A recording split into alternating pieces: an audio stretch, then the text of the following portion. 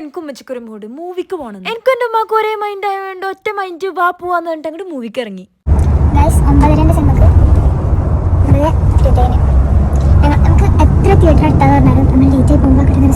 ഉമ്മച്ചി പിന്നെ pro driver ആയതുകൊണ്ട് നല്ല കൃത്യനിഷ്ഠതയോടെ എത്തിച്ചു. അവിടെ എത്തിയോ പിന്നെ ഓടലും തുള്ളലൊക്കെയാണ്. അങ്ങോട്ടും ഇങ്ങോട്ടും തിയേറ്റർ ഓടാൻ വേണ്ടി ഞങ്ങൾ കളിച്ചൊരു കളിയുണ്ട്. ഏതാ മൂവി രാത്രിക്ക് കണ്ടുവെച്ചാൽ ജയസ്കാണ് കേട്ടോ. ഫസ്റ്റ് ഹാഫിന് മൂവി നല്ല മൂടായിരുന്നു. അതുകൊണ്ട് തന്നെ കുറച്ചും കൂടി ഒരു എന്റർടൈൻമെന്റ് ആവട്ടെ ഞാൻ ഇന്റർവ്യൂവിന് ഒരു ലേസ് വാങ്ങി കൈ പക്ഷെ വാങ്ങുമ്പോൾ പറഞ്ഞു ഒന്നും വേണ്ടെന്ന്. പിന്നെ നമുക്ക് കൈയിട്ട് വാര എന്റെ ലേസ്. കുറെ ആൾക്കാർ റിവ്യൂ പറഞ്ഞത് കണ്ടിരിക്കാവുന്നേ ഉള്ളൂ, അത്ര വലിയ നല്ലൊന്നല്ല എന്നാണ്. പക്ഷെ എനിക്ക് നല്ല പേഴ്സണലി നല്ല ഇഷ്ടമായി. ഓരോരുത്തർക്കും ഓരോ ടേസ്റ്റ് അല്ല, അത് വിട്. ഞാൻ കഷ്ടപ്പെട്ട് കാണിച്ചുകൊണ്ടിരിക്കുന്നത് ഒരു പോത്ത് റോഡ് ക്രോസ് ചെയ്ത് അങ്ങോട്ടും ഇങ്ങോട്ടും നടക്കുന്നുണ്ടായിരുന്നു. പക്ഷെ ക്യാമറയിൽ പെട്ടി. അല്ലെങ്കിൽ ഞാൻ എവിടെ പരിപാടി അവതരിപ്പിച്ചാൽ ഇതവസ്ഥ.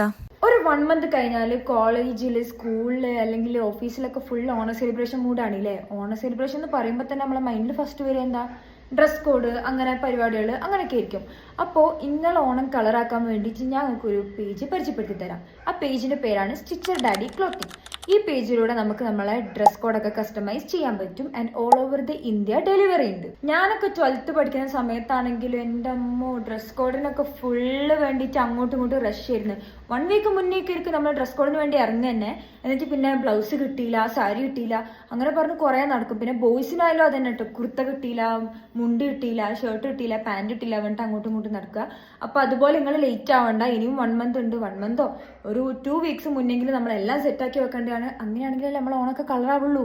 അപ്പം അഫോർഡബിൾ ആയിട്ട് കസ്റ്റമൈസ് ചെയ്യണം, ക്വാളിറ്റിയിൽ നിന്നൊരു കോംപ്രമൈസ് വേണ്ട എന്നാണെങ്കിൽ സ്റ്റിച്ചർ ഡാഡി ക്ലോത്തിങ്ങിൽ നിങ്ങൾ കോൺടാക്ട് ചെയ്യൂ. അടിപൊളിയായിട്ട് അവർ നിങ്ങൾ ഡ്രസ് കോഡൊക്കെ ചെയ്തു തരും. അപ്പോൾ ഓണാണ്, നേരത്തെ പ്രിപ്പറേഷൻസ് ഒക്കെ തുടങ്ങിക്കോ.